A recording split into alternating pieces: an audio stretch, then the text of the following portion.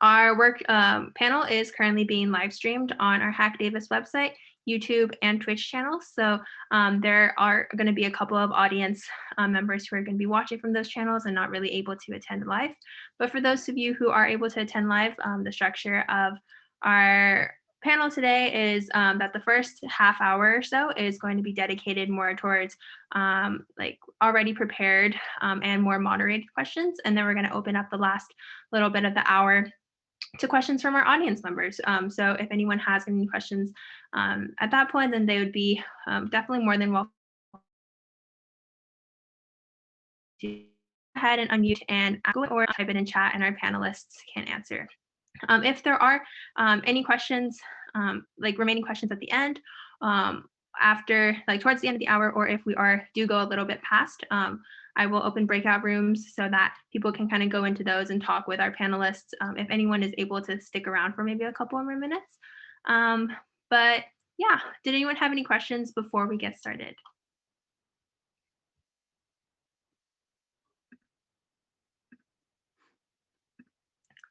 If not, then could each of our panelists start by introducing themselves? So your major, alma mater, graduation year, and the current role at the company that you work for.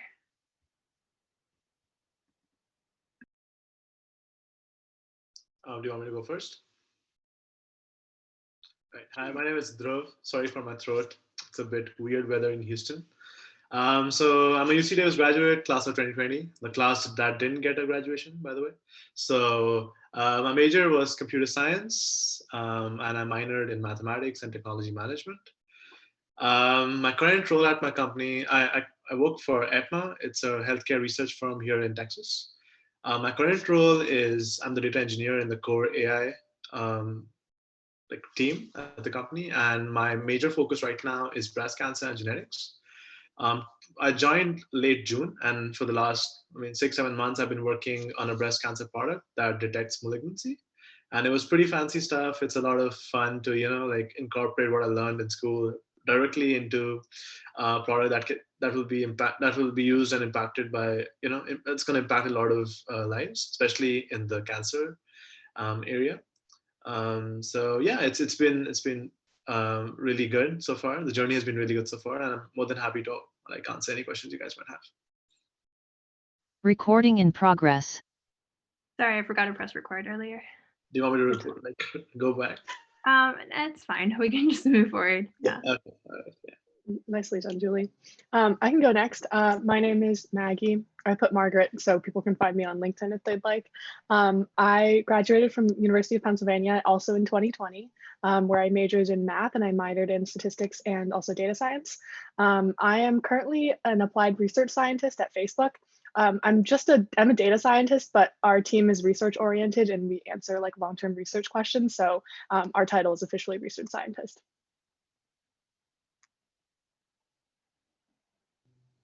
I'll go next. So hey everyone, I'm Jessica and I graduated in 2018 from Davis and my major was computational statistics. And I'm currently an implementation consultant at Box. Sorry, I just started this week, so still getting my title mixed up. I can start next. My name is Ximu. I am a product designer at Workday. I graduated from University of Washington in 2019, and this is the graduate program. Before that, I went to UC Davis for my undergrad. I studied economics in UC Davis. I basically design applications and the user experience for a digital product that our company has. It's been great working at Workday, and very happy to be here. Well, thank you everyone for introducing yourselves. So next, what made you decide to go into the position or role that you did?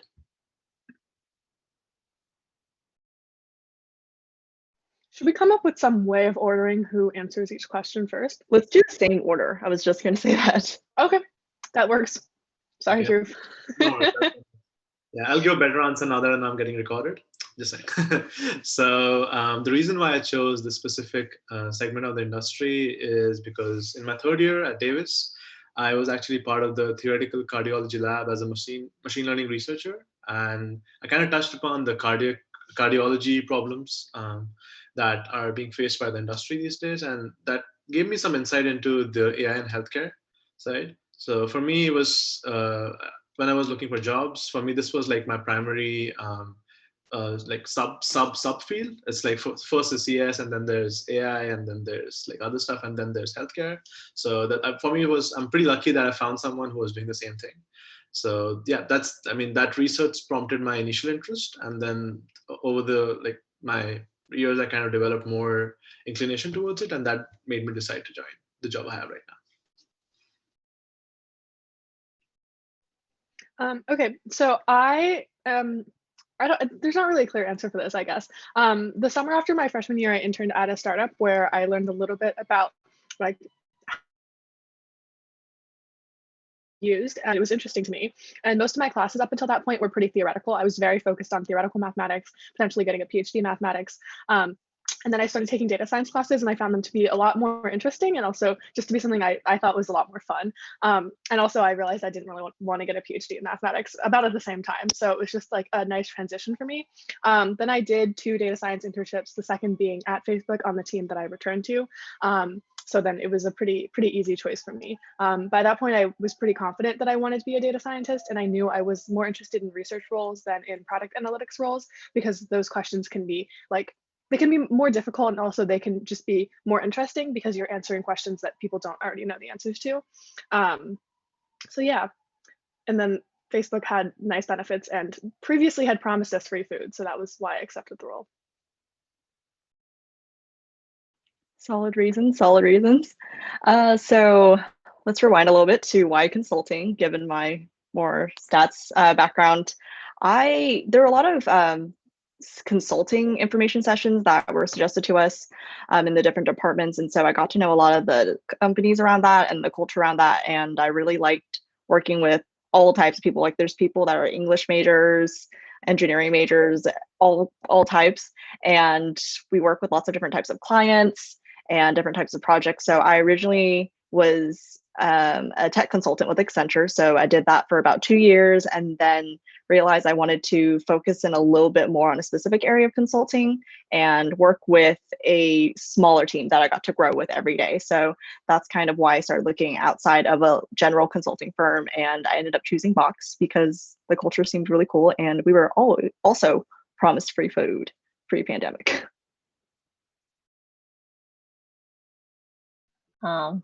Very interesting.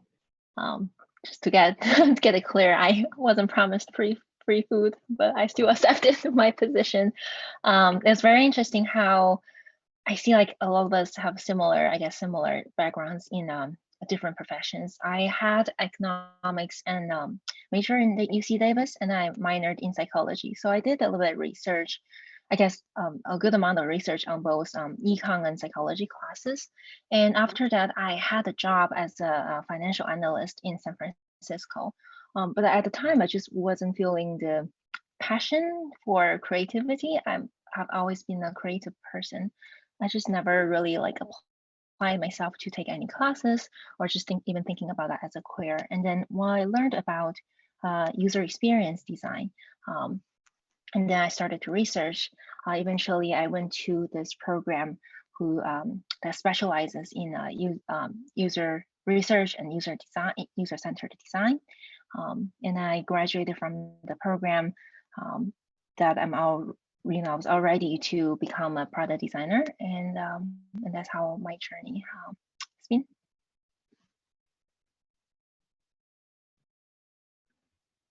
Cool. Thank you everyone for sharing. So next, describe a typical day in your position. I'll go. So typically it starts with a coffee, maybe 2. And then I'd get directly into, so my work involves training a lot of models. So with the last few weeks and maybe this week as well, I was training deep learning models based on the new data we keep getting in every week. And then I worked directly with the vice president of technology. She is an amazing boss. And she then, based on like our conversations and based on the conversations she had with the client, we reassess where we're going. And that's usually the typical day based on the current position my product is right now. But in the beginning, it was more about like learning stuff right out. The first couple of months was just learning how you implement models and how you like implement them on AWS and try to get all those things done as well. So yeah. Since we're all working at home, it's a little bit free form. I think people who are also working remotely can probably agree with me on that. Yeah, usually I just get up and check what messages and notifications I have, any emails. I usually have a few meetings throughout the day. Those will vary from like check-ins with my manager or check-ins with people on my team, or like full team updates where we tell everyone what's going on. But more often there'll be meetings with people that I'm working with directly. So for example, I work with a team in London and we're looking, so I work on a team that does research on ads, so Facebook's ad system. And I'm working with a team in London to see how we can improve the ads experience for small businesses. So usually I'll have a lot of like 2 or 3 meetings during the week with people on that team to talk about what ideas we have, get feedback on how we've the work we've done so far, and then like set goals for what we want to achieve during that week. Then I have always like keep a to-do list of tasks I want to do and things I want to look at, and it typically like consists of questions for all the projects I'm working on. So at any given time, I'm usually on like 2 to 4 projects. That's true for most people on my team. And then I'll just choose how to like prioritize what I want to do for the day, whether that's like doing reading into a specific part of our system or like running some queries and getting some data to do some modeling or whatever I need to work on during that day. Yeah, and then I just decide when I want to stop working because it's a pandemic. Yeah, so I definitely agree on the whole free form thing. It really depends on your meetings for the day, but my day also starts with a cup of coffee or 2.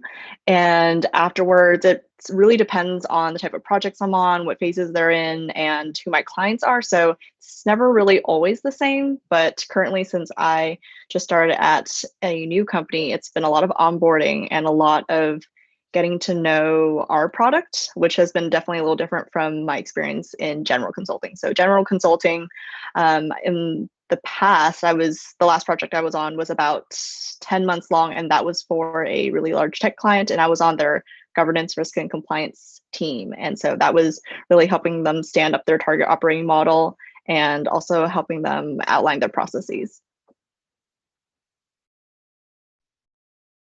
A typical day for me, similar to other panelists, a day is usually filled with meetings, and those meetings can range from like syncs, team meetings, or meeting stakeholders to discuss about the project, getting requirements, or collaborating with researchers or designers on a specific elements that I'm working on. And then aside from meetings, I would usually use this time to do the actual design work. And sometimes when there are too many meetings, I actually find myself not having enough time to design and to really just brainstorm and sketching and then like do all the design stuff. So I actually start doing what I do is I block times on my calendar just so that I have enough time to design, and then other people can book me for that time. That's usually it's all similar, just for different projects. So that's usually how my day is.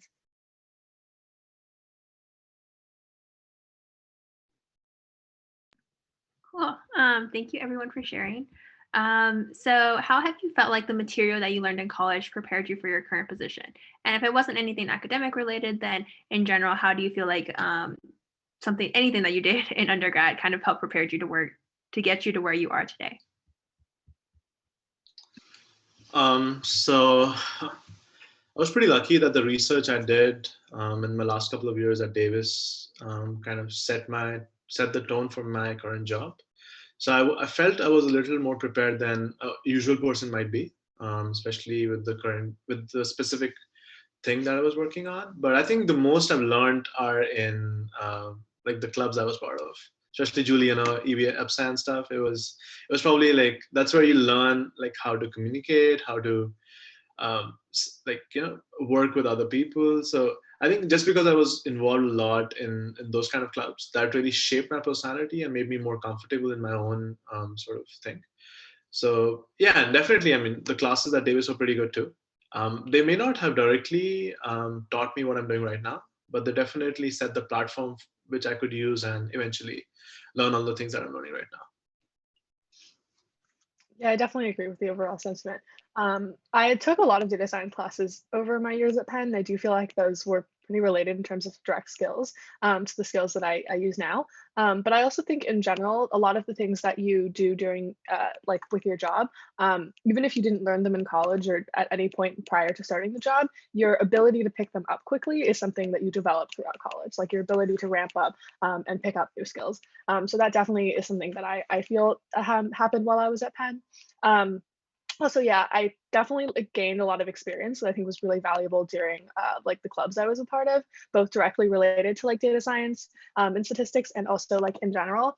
In terms of like actual like technical projects, I was able to do a bunch of them because of the clubs I was involved in.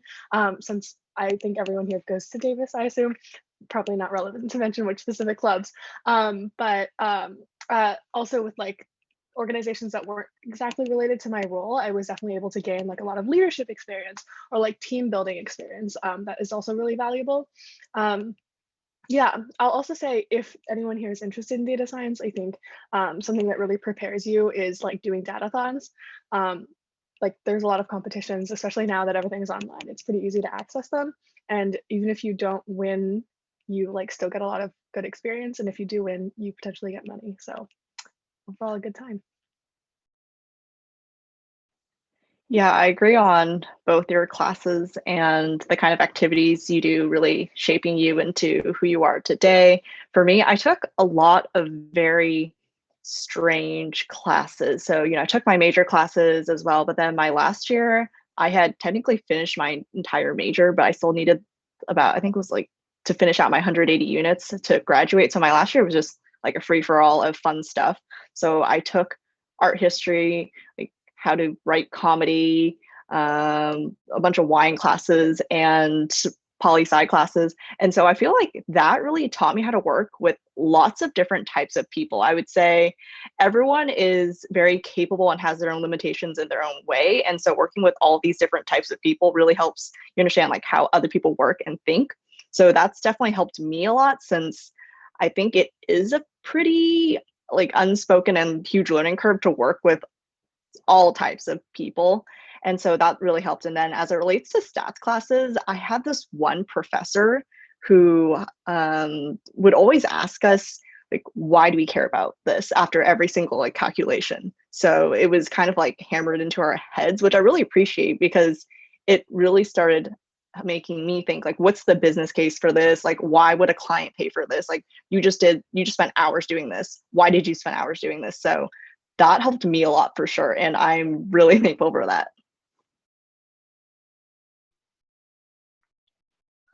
For me, I wish there was or there were any clubs related to like even tech or design when I was at UC Davis. I think I went to Davis too early.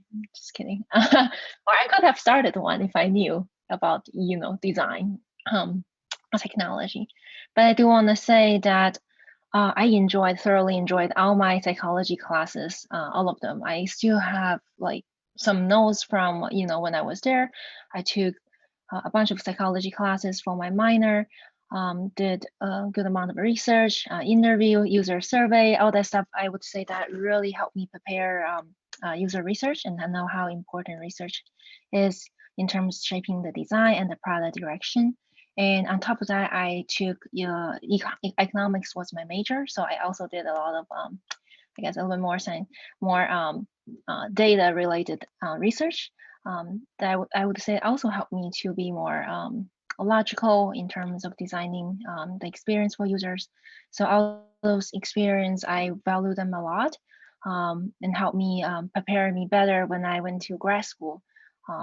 And if I wish that if any of you wanted to learn about this, join the clubs, utilize any kind of resources that you can when you're at school, especially in the hackathon. I think this is a wonderful experience and opportunity for everyone to learn. I wish things like this exist when I went to Davis.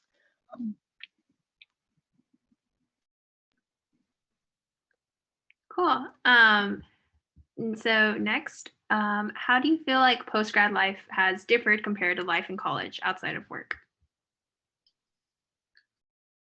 If you don't factor COVID, that's a tough question. I think it's a lot harder to be multidimensional, because you work till 6, 7, and then you come home, and then you're just kind of tired with all that stuff. So your creative side sometimes takes a backseat, and it takes much more effort to do that. So that's one thing that I kind of miss that I had in college. You just did a bunch of stuff. You then at school, then you had fun, and then you went to clubs, and you had more fun, and then you just left. That was like amazing stuff. So I think it's a little difficult to do it. It's not like, I still end up doing it, but it requires a lot more effort. But it's much more real.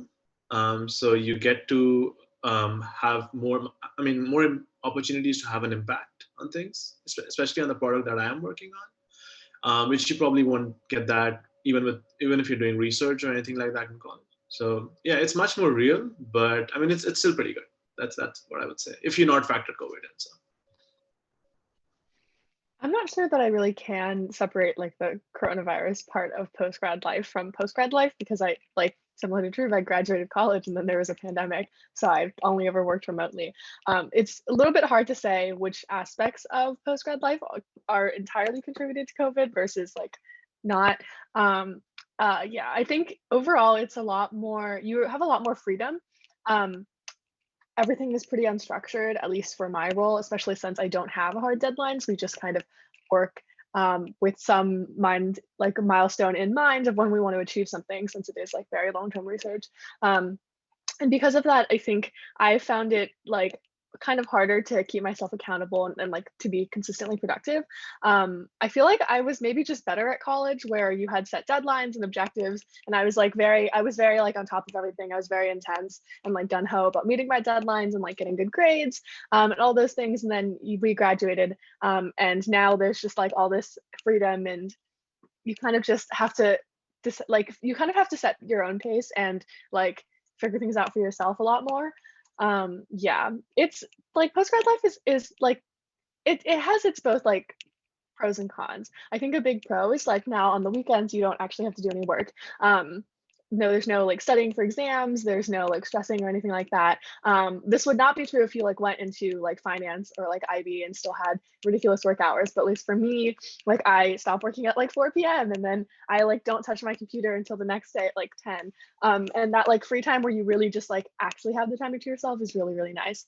Yeah, I'm not really sure what else there's to say. I definitely think it is a lot more real. A lot more of the people you interact with now are your coworkers rather than like social friends, which I think also partially is because of the pandemic. And because of that, a lot more of your work revolves around like getting your job done and like ratings and promotions and things like that like I never really had to think about in college, because you graduated one year and then you moved on to the next year. There was no requirements you really had to meet to get promoted. Yeah.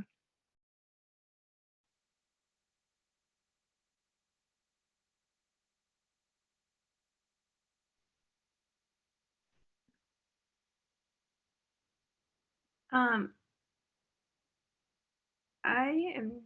Oh, wait, never mind. Oh, I think we can't really hear. Yeah, Yeah, we can't hear you. You're not muted, but we can't hear you. But yeah.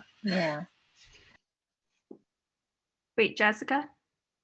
I don't think we can really hear you. Okay, what about now? Okay, yeah, that's better. Oh my gosh, my AirPods kept falling out, so I was like, I'm just gonna take them off. But I could hear you guys, which was weird. Oh. Okay, so just to keep going on this whole like unstructured thing, postgrad life is super unstructured, because in college you had your classes, your clubs, maybe your side hustle, your job. So everything's like super structured. You know exactly what you're doing every time of the day and stuff. But you know, post-grad life, you don't have that, and it's both very exciting and also very daunting. Like I could get off work at 4 or 5 p.m. and I could watch TV for 6 hours and still get 8 hours of sleep, and there would be zero consequences. There's like, I'm not neglecting homework or study, and that's awesome. I could also go play tennis or some other sport for like 3 hours, do whatever, and that's great. But you know, just as easily as you can, you know, do something productive, you can do also do stuff that's not productive. And I mean, honestly, that's your call. So that's what's great about it. There's like no one there to shame you about like, oh, maybe you should have been doing that. Like, no, that's your post-grad life. But I would say also, you know, pre-pandemic in consulting, we had a lot of after work happy hours, and living in SF was really great because there are always a lot of great happy hour deals. So got to explore that in the food scene a lot.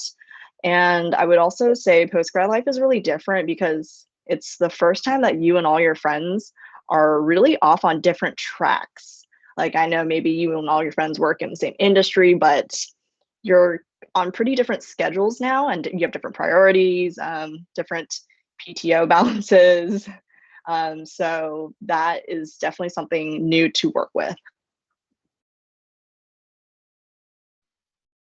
That's a really good point because, you know, like my friends when we were in undergrad and we were all in different majors, and now just everyone has their own path, and there's people who change careers like me. It's much harder to, I feel like, at least personally, especially given now, it's kind of harder to keep in touch with everyone that you used to be close to.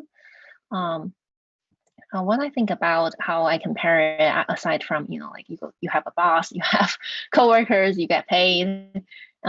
I think one of the biggest thing to me, comparing to when I was at school, is when you work on homework or project or anything, there's a set of expectations for you, right? There's what like you have what things that you need to be turned in or you need to finish, and then like at the end, you know, you have some kind of product or you have some kind of result. And then you're getting evaluated based on that. But at work, it could be just a long continuous thing that can, you know, last for years. Depending on the project or your role, and also there is certain general expectations for you to do well at your work, but no one's really there to tell you exactly what to do. And that is, I think, the biggest thing that you just have to learn by yourself. Well, we have our managers and our mentors or coworkers to rely on. Also, you kind of have to think that this is not school. You can't really ask everyone for questions all the time, and a lot of times, like, they might not even know. They're just really just trying to.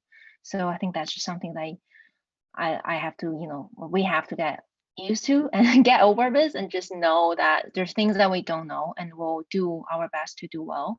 And then we have to set some expectations for ourselves, some timelines. And yeah, oftentimes I have to work on the timelines for the whole project as well, because you kind of have to know like how fast you can work, and how fast other people can work, and what resources you need to get to where you want to be. And all those things, it's all, you know, prepared for you when you're at school. And now when you start working, you have to do that all by yourself, mostly. So that's one of the things to keep in mind.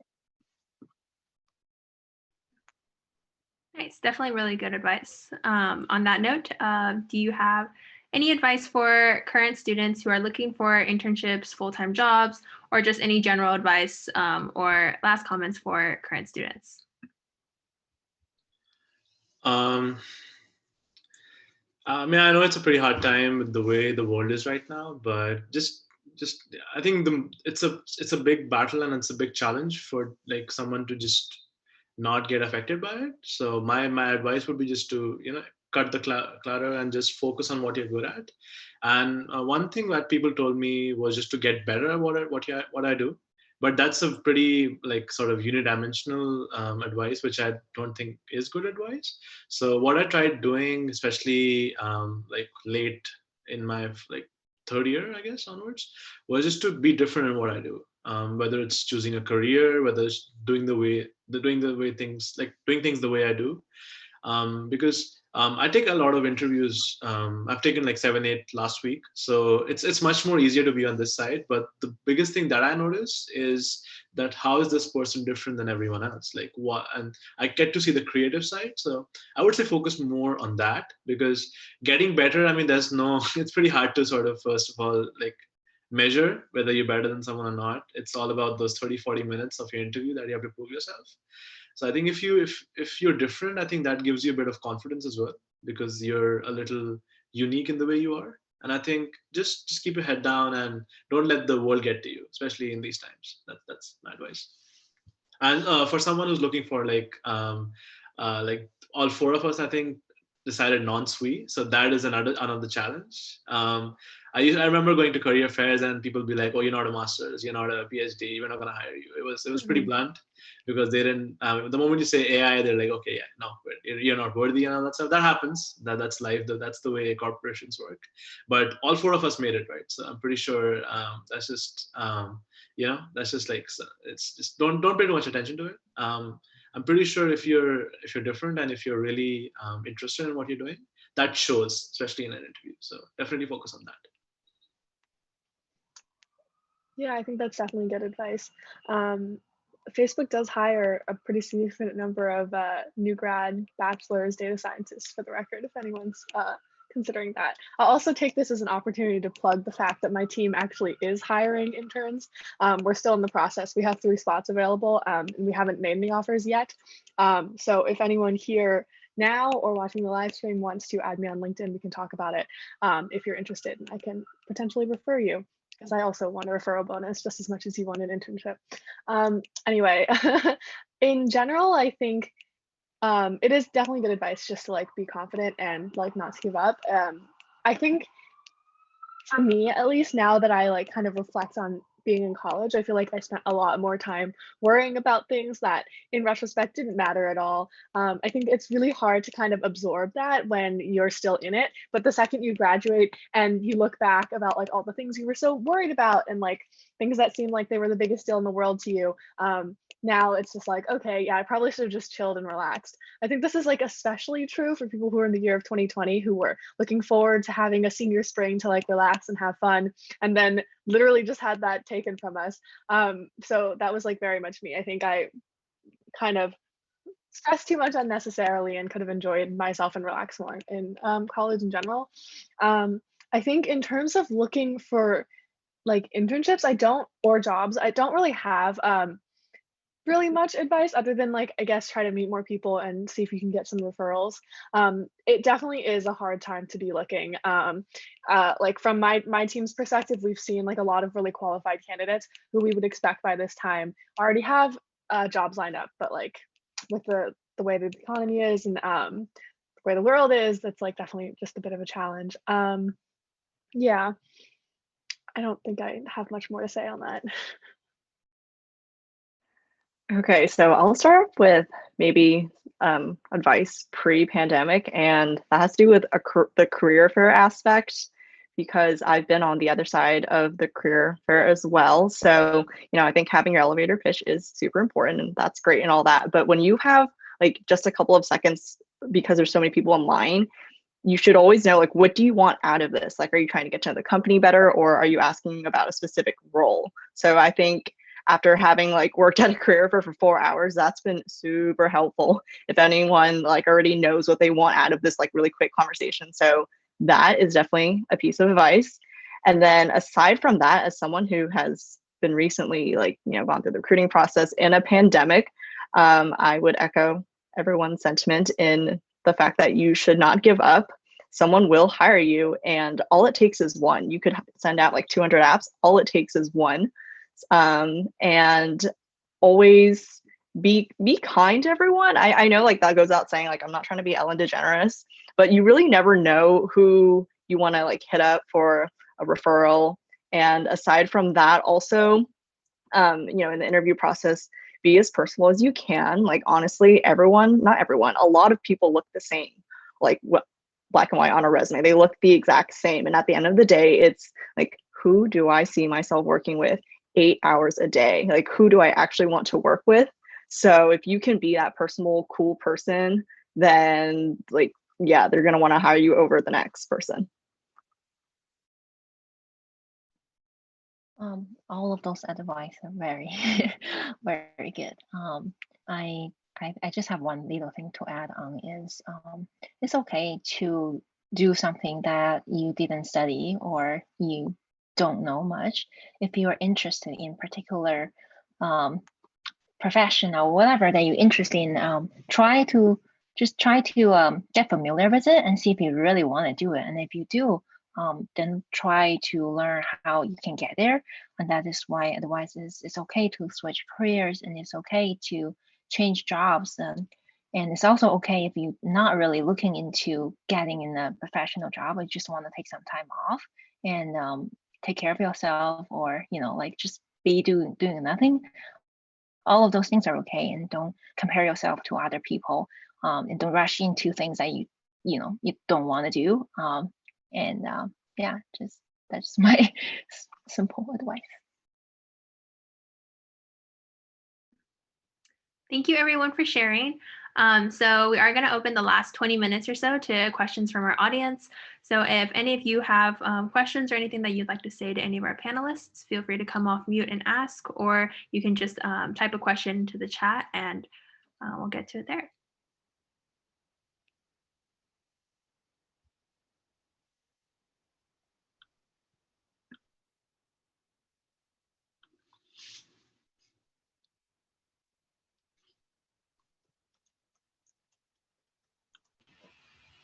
I guess I will go. Yeah, so I guess this is like specifically for Maggie and Jessica, since like my major is more relevant to like data science, and I'm a statistics major at Davis right now as well. Yeah, so I guess like as an undergraduate, like how do you compete yourself with like those people who have like master's degree, especially for data scientists, and like what, like I guess like what other roles were you considering like as like a stats major when you are graduating? Yeah, I didn't consider any other roles.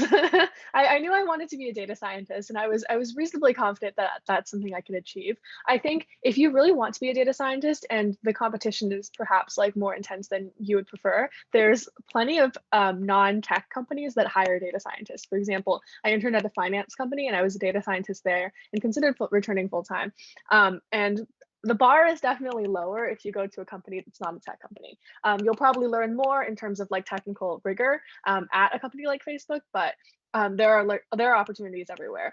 Don't underestimate the value of like being able to do some basic coding and statistics. I think when you're in college, it might seem like there's a lot of competition, but in actuality, like I think the roles are reasonably plentiful. At least that was true pre-pandemic. In terms of competing with people with grad degrees, it's definitely tricky. There's a lot of roles that really only want to hire masters and PhD students. It's just true. It's kind of the reality of like wanting to pursue a field like this. I think that's especially true if you want to do like a more researchy role. If you're more interested in product analytics, I think there's a lot more flexibility in people being willing to hire bachelor students. I would say that I think the biggest way it's really a challenge is in that preliminary resume screen, where you'll get screened out because you don't have a PhD or a master's. So the only real way to avoid that is to like get a referral, and then in the interview process show that you're still significantly competent. Me personally, I took a lot of graduate degrees while at Penn, so graduate classes. My brain is not okay. I took a lot of graduate classes while at Penn. And so then because of that, I think in interviews, I was still able to demonstrate that I had the same, like a reasonable comparable level of like technical background. And that's also something you can emphasize on your resume, like explicitly stating that the courses are graduate level, if that's something that you've already been doing. But yeah, I would say, especially if finding roles now because of the pandemic is like too hard at tech companies, definitely look in other industries. Like there's plenty of companies, like pretty much all companies can use some sort of like data analysis, and most companies collect some form of data, and like hiring someone to look at it is pretty valuable for them. I agree with that completely. So I would say in terms of competing with the grad students, and I'm going to to interpret this more in terms of, I know like Maggie spoke more towards a like straight up like stats to data scientist transition, but as a more like general or maybe consulting transition, this is kind of my journey. For me, honestly, I never really thought about the competition between me as an undergrad and grad students because I just felt like we were in two different worlds. Honestly, I took a lot of classes with grad students because a lot of my division classes were their prerequisites, and the professors always made sure that everything was like curved pretty fairly. But in my opinion, I think you should definitely leverage having more free time than they do because they're pretty heads down in their research. Whereas you have all this free time to go explore other interests that could be great talking points in interviews. And you have time to, I think, pursue the job hunt more than them. I've like literally been in a class, upper division with a bunch of grad students. And they're like, oh, like, what are you doing this summer? I'm like, I'm starting a job. And they'll be like, oh, you have a job lined up? Like, yes, I do. And I literally, this happened when one guy had like an existential crisis. He was just sitting there, like straight A student, like 4.0 grad student. And he was like, why am I doing all this if I don't have a job at the end? So like, it just happens. I would say like, stay positive, like know your path. Just don't compare yourself as much. Like comparison is honestly the thief of joy. And in terms of like, did I like consider other options? I considered finance. So I interned in that, realized it wasn't for me, and then went to consulting just because I liked the people around me. And in the end, again, it was maybe because I was interesting that I got hired. So I've kind of just worked with that the whole time, and it seems to be working so far. Thank you for sharing.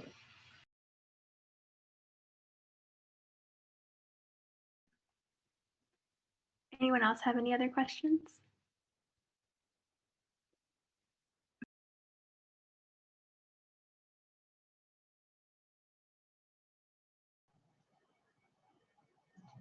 Hi everyone, I am Saurabh and I am currently an undergrad student at San Jose State University.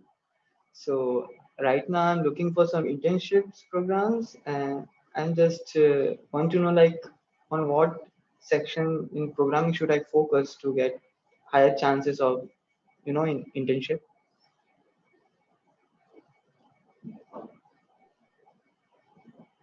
Hello, can you hear me? Wait, sorry. Yes. Sorry, what's the What question? sections? Like you said something about a section to find internships. Could you repeat that part? Yeah, I'm looking for software engineering internships, and I just want to know more about like on what cases I should focus to get an internship. Like what languages and what other things should I focus? So I think that depends on the kind of role that you're looking for. Software is pretty broad. So if you're looking for front end, then they probably have something else. But if you're looking for something that I think all four of us did, something like in data science, data engineering sort of thing.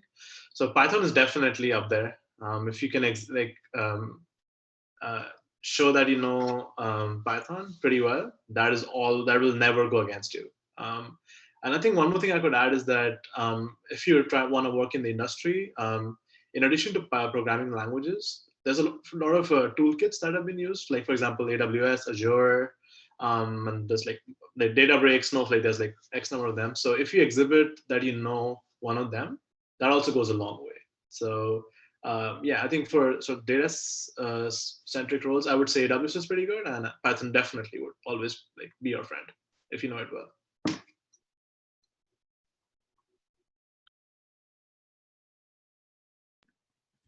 Also, a little HackDavis plug, if you are interested in learning more about like software engineering interviews and kind of preparing for that a little bit more, we are having a technical interview workshop at 4 o'clock. So like right after this panel, if you kind of want to learn more about how to prepare for that and what skills that you would need to prepare for those.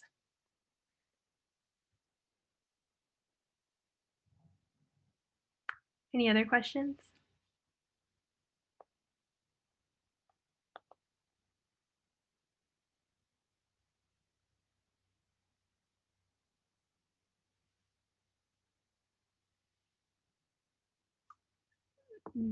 If not, then we can probably wrap up this panel. If there are anyone who would like to chat with our panelists individually, and if our panelists are willing, I can open breakout rooms. I think I actually do have 2 rooms that are currently open that you should be able to see. Room 2 is currently occupied with the grad student 1 kind of filtering through, but we have room 1 and room 3 that are still open. So if our panelists kind of want to transition over to those, if they're able to kind of stick around for a little bit and answer some questions. Otherwise, if you want to drop in like your LinkedIn profiles or contact information for people who want to reach out to you. I know Maggie mentioned that her team is hiring for her internships at Facebook. So if you're kind of interested in learning more about that, then feel free to reach out to her for any of those.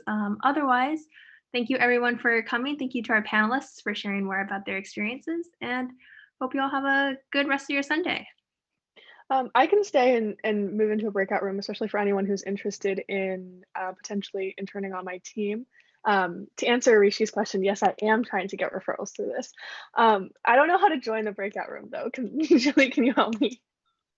Oh yeah. I think that they should already be open. I can go ahead and assign you to. Can you just put me in one? I'll just be there. And then if anyone else wants to go to Maggie's breakout room.